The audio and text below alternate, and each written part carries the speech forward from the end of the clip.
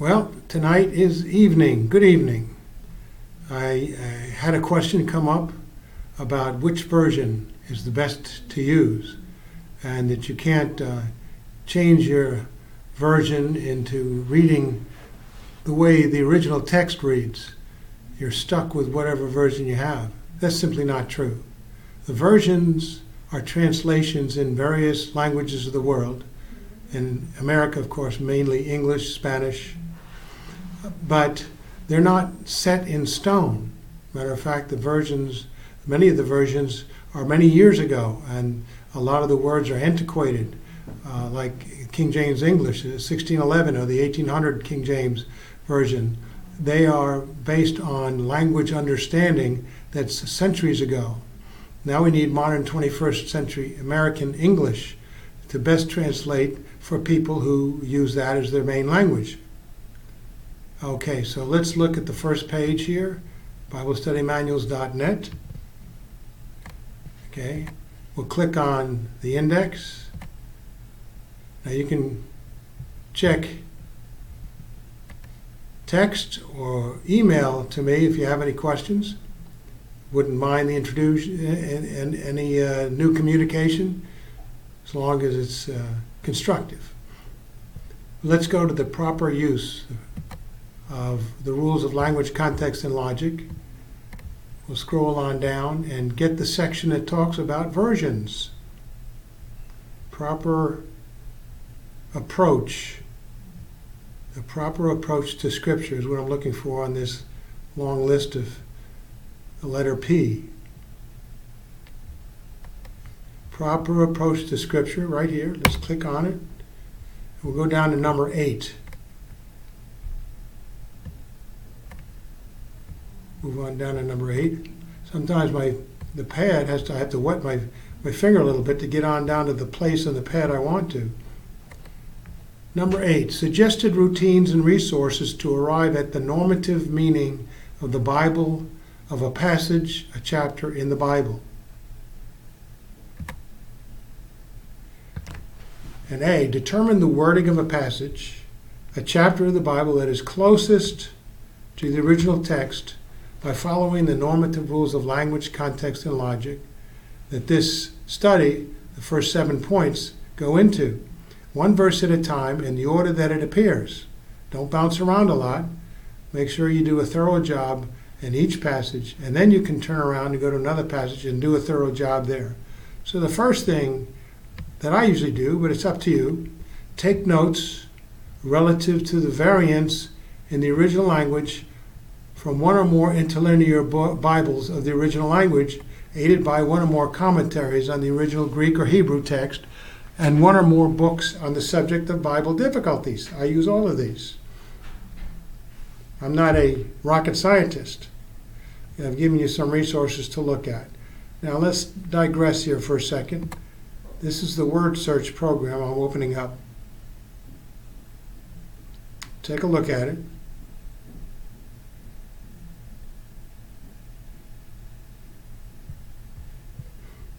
I've split it into 4 squares. So you have, as we look at it now, upper left-hand corner, the versions. I use 7 versions. Notice NASB, YLT, Young's Literal Translation, New King James Version, Holman Christian Standard Bible, the American Standard Version, King James Version, and the New International Version. They all have their strengths. They all have their weaknesses. Mainly, they pretty much agree on most of the verses in the Bible.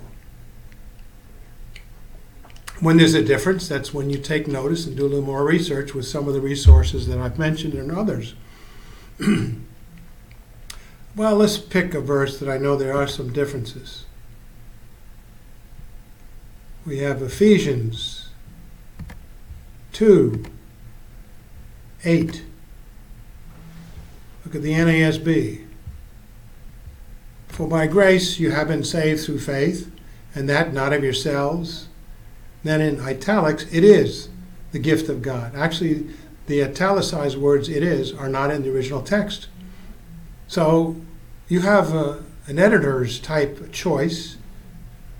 It sounds it sounds better in English to have the "it is" there, but in the Greek, if we take a look at the Greek here,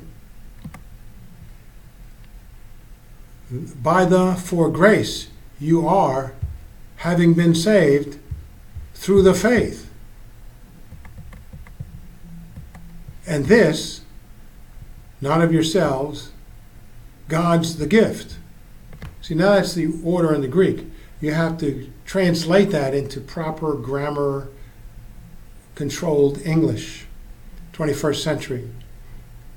I look at it now and I say, for should be first in the sentence in English.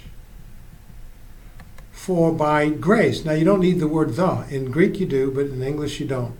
For by grace you are having been saved. Now this is, if you look up here, it's a perfect participle. You are having been saved. So it's a perfect tense, okay? And it indicates that at a point in time, you are saved, and having been saved at that point in time, you're continually being saved. Because there are two verbs here, you are and you having been saved. And it's through what?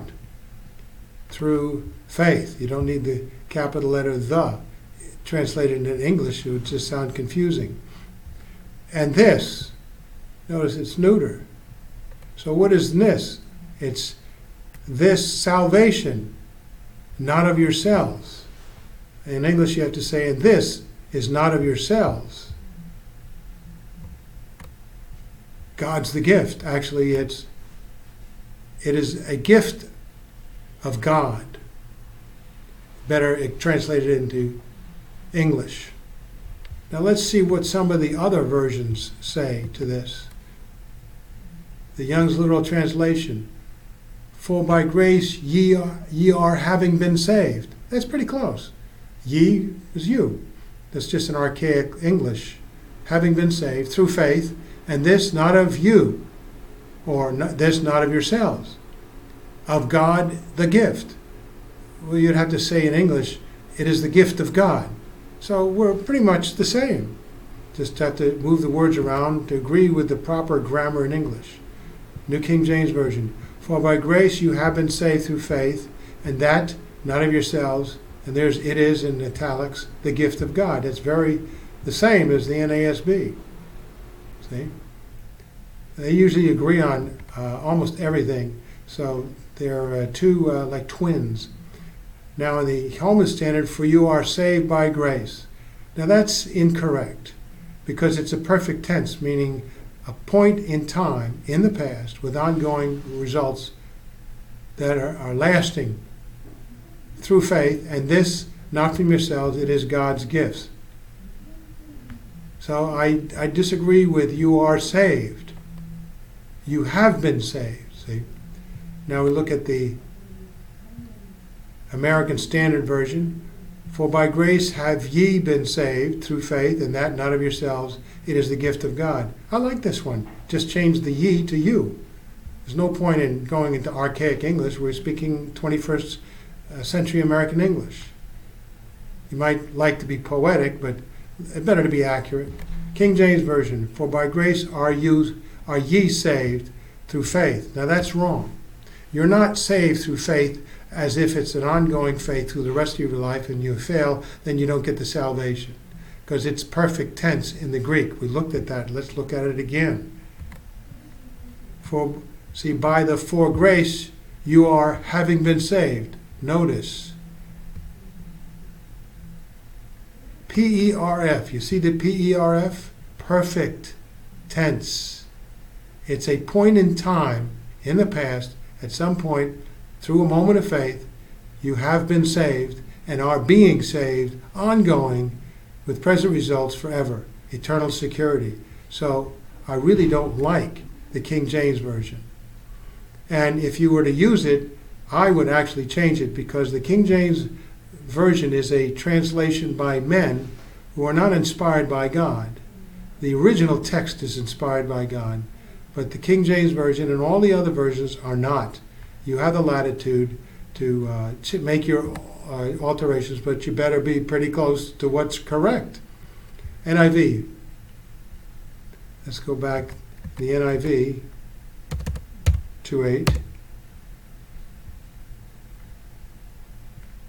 Let's see, a little bit of a hitch here. Let's go to 2:8. Here it is. For it is by grace you have been saved. I like that. Through faith. And this is not from yourselves. It is the gift of God. NIV. Spot on. So the only problem we have is the King James Version. Do you have the right? Do you have the God-given capacity to decide for yourself what you want to believe? Do you have to keep on believing or you lose your salvation? Too many verses deny that. Not one single verse actually proclaims that, except here at the King James Version here. King James Version has got a mistake in it right here. And the other verses may well have mistakes as well. No single version is perfect because they're not the inspired Word of God, the original text. The writers of the Scriptures did not write the Bible in King James English in 1611. Thousands of years ago, the Old Testament was written on scrolls, papyri, and so on. And the New Testament, the Greek, was written in the first century, and they were written by those authors that we know, Isaiah, Paul, Peter, John, and so on. They wrote in their inspired native languages, and that's what we have. The Bible has been translated many, many times in many different languages. So now we can go on back.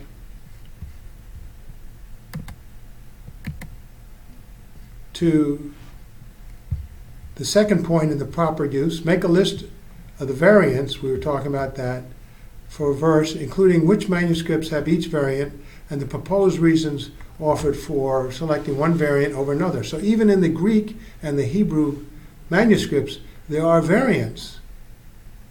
Most of the time not, and I have a book by Wesley Comfort, New Testament Text and Translation Commentary, and he gives evidence of the various manuscripts when there are discrepancies between one manuscript and another.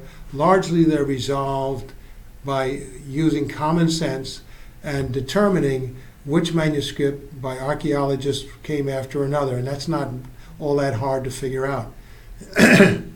And most of the time the differences are so minor it's not even important. Maybe a different spelling of the same word, because sometimes, for example, in King James English, they have different spellings for the same word than in modern 21st American English, but we know what that word is. But we can take a look to see if we can find any discrepancies here or there. It behooves you just to find these resources. Let's take a look at Ephesians 2:8 and 9.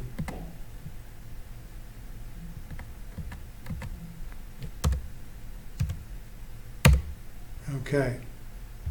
And let's see, let's just put this up into one big box. See now, over here, where I've highlighted it, right here, there's a little A there. You see? The text has several manuscripts that don't have the definite article. And the variances do. What's the difference? There isn't any here. See, but this resource is going to show you when there are differences and which is better and which isn't. In this case, we don't use the definite article. For by grace you have been saved through faith. The is silent because in English it's not needed. In Greek it is. But there are differences elsewhere, and we don't need to digress too long because I only have about 15 minutes to go on with this. So let's go back to the original. So, point 3, write down what you have determined is the closest to the original text with the English wording for each verse. with variants in 21st century American English that best fits the language, context, and